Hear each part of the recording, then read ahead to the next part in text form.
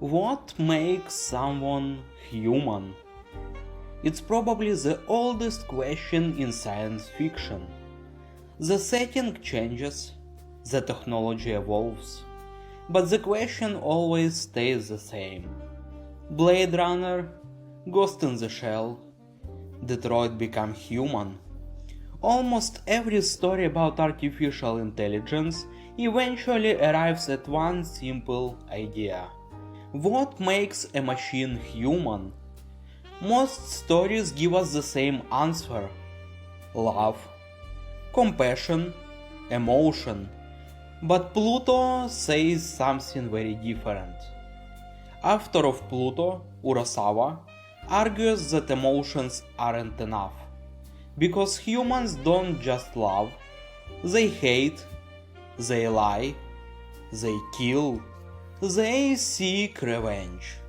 If the ability to feel is what makes us human, then why are the darkest moments in history also deeply human? And that's where Pluto makes it most fascinating argument. Humanity doesn't begin the moment you feel. It begins the moment you are capable of choosing what to do with those feelings. Almost every major character in Pluto follows the same path. First, they become human, only then do they become free. One of the biggest misconceptions about Pluto is that it's a story about robots learning to feel. It isn't. By the time the story begins, they already can. They fall in love, they grieve, they laugh, they raise children, they fear death. Gesicht loves Helena. Brando dedicates his life to protecting his family. Epsilon raises children orphaned by war. Even Norse number 2 experiences loneliness. So emotion itself isn't the destination, it's only the beginning. The real turning point comes later, and surprisingly, it begins with hatred. War doesn't simply create destruction, it creates a chain reaction. Abullah loses his family, his grief becomes hatred, hatred becomes revenge, and eventually, revenge stops looking for justice.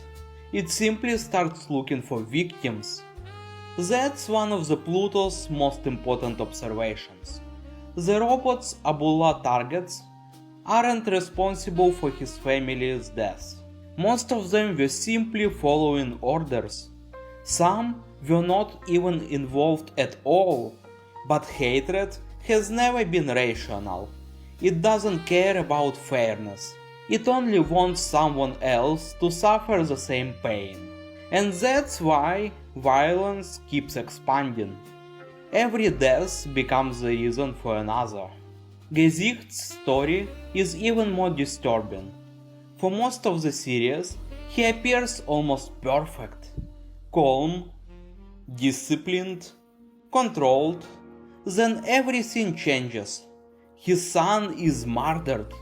Moments later, the killer is standing right in front of him. And Gesicht does something that should have been impossible. He murders a human being, not because he was ordered to, not in self-defense, not by accident. He chooses revenge.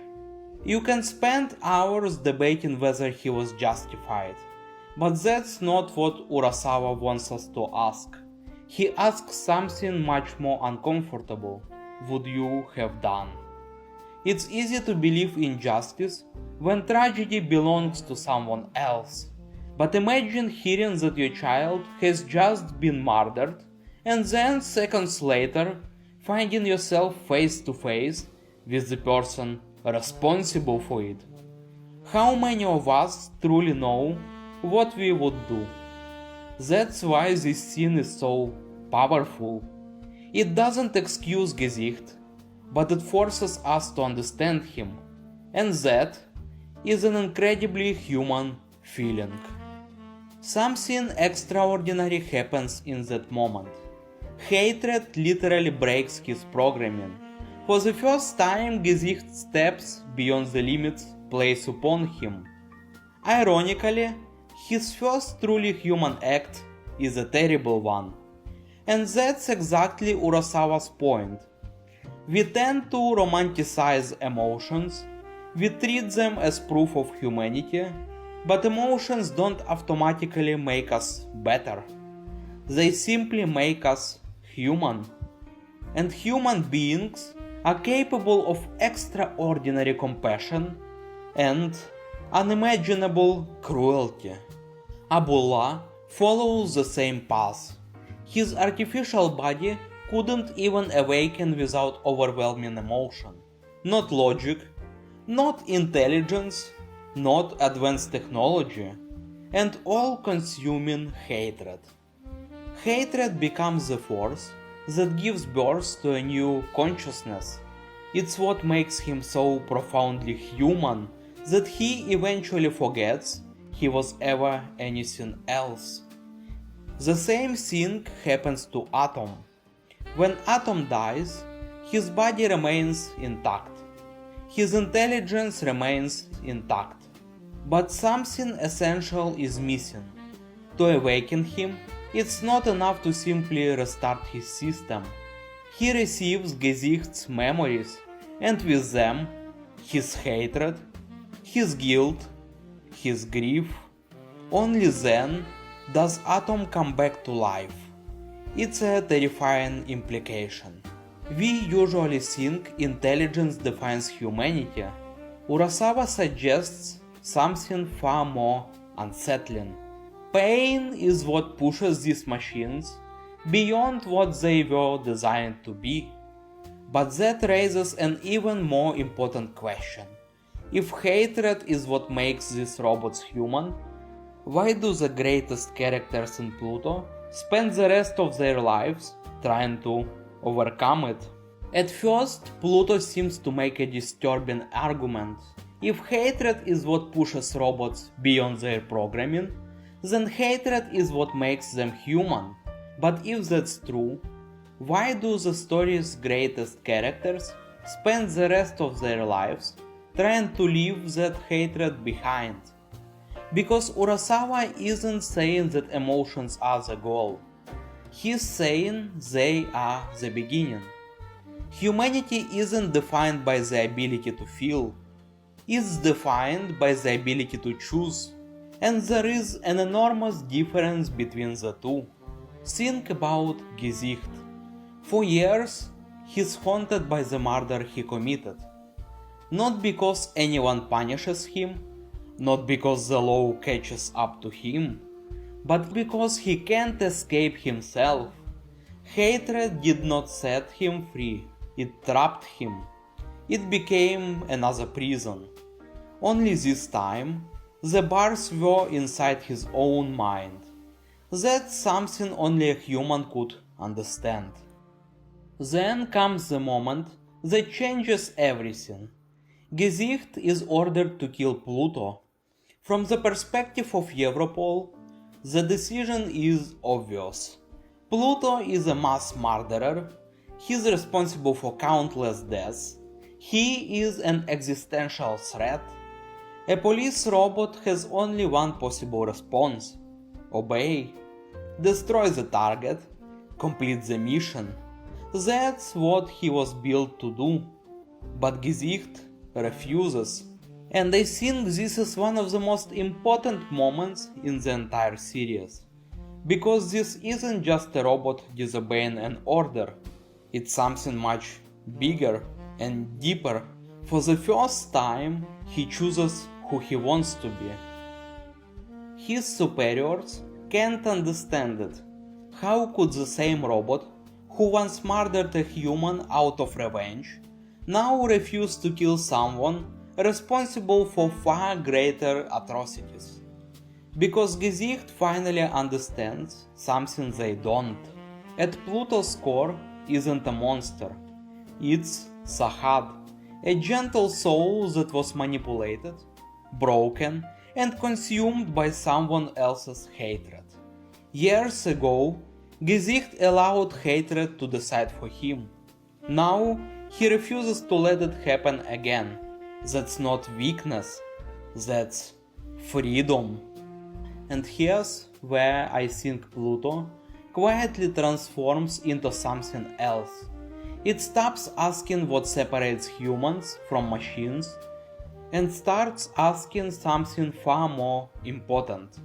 What separates a free person from a slave? Because suddenly almost every character begins to look like a puppet.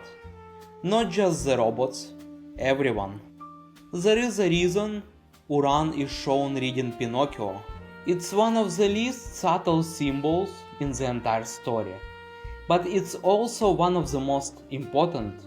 The obvious interpretation is that Atom is Pinocchio, a machine trying to become a real boy. But that's not what Urasawa is saying. Everyone is Pinocchio. Robots are controlled by their programming. Humans are controlled by grief, hatred, fear, revenge.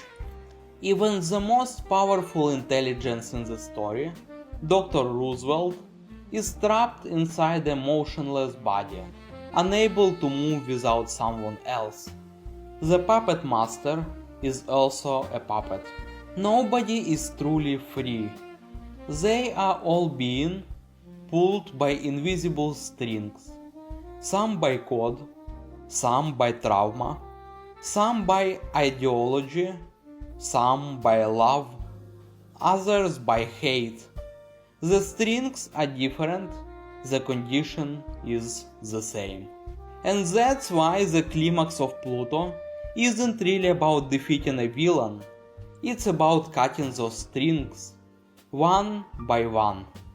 North number 2 was built to wage war. Instead, he discovers music, not just the ability to perform it, the ability to create it, something no machine was ever supposed to do. Sahad was created to heal the earth. Then he was transformed into Pluto, a weapon, a monster, a machine designed only to kill. But in the end, he rejects the identity forced upon him. Instead of fighting Atom, he confronts the source of his suffering, Abullah, the man who stole his future, the man who turned him into a weapon. He refuses to become the monster someone else designed him to be. Gesicht rejects revenge. North number 2 rejects war. Sahad rejects hatred. 3 different stories, the same decision. For the first time in their lives, they stop becoming what the world expects them to become and begin becoming who they choose to be. And then something strange happens. The moment each of them finally becomes free, they die. North number 2 dies. Gesicht dies. Sahad dies.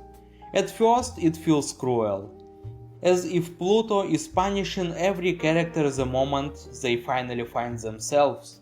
But maybe that's not the tragedy. Maybe the tragedy was everything that came before. North number 2 spent his life believing he was nothing more than a weapon. Sahad spent his life trapped inside a monster someone else created. Gesicht spent years imprisoned by his own hatred and guilt. They didn't die because they became free, they died free. And maybe that's the point Urasawa wanted us to see. Because there are things far worse than death.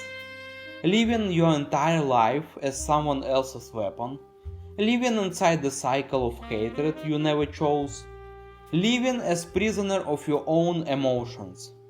But it's better to die having found your freedom than to spend a lifetime chained to the hatred that stole it. Thank you for watching, and if you enjoy this kind of film analysis, consider subscribing.